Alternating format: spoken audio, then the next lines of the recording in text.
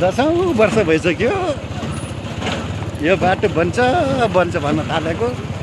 यो घोराई तुलसीपुरको बाटो हो। यो धुलो खाना कहिले छार्ने हो खै।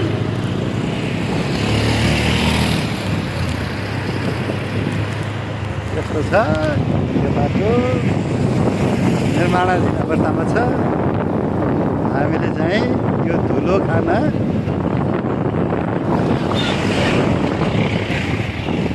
धुलो र हिलो खाना कहिले छाड्ने हो, कहिले हो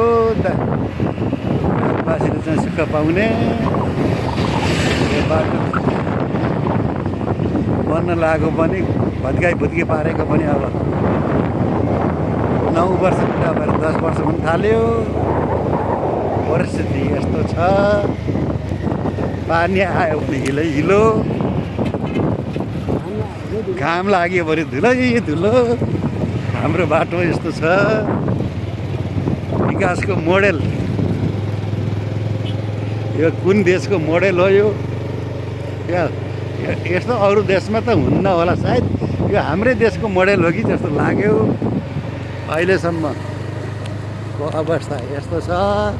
पत्री फाल्ने खोलो हामीले क्रसिङ गरेका छौँ।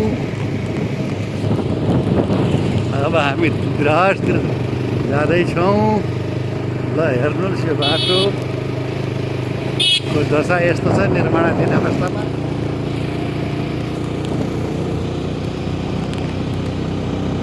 साह्रो दुःख पायो दुःख धानीले।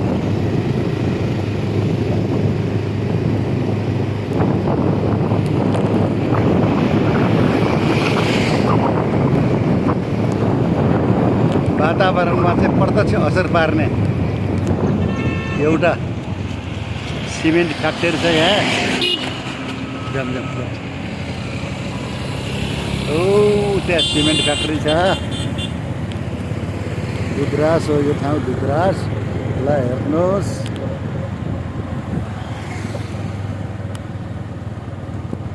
वातावरण प्रदूषण गर्ने एउटा महत्त्वपूर्ण चाहिँ उद्योग छ हाम्रो दाङको बिचोबिच भागमा, एकदम सेन्टरमा पनि देखाइदिन्छु। यो बाटो हो, यो बाटो हो यो। आम्मामामामामामामा हेर्नुहोस् है।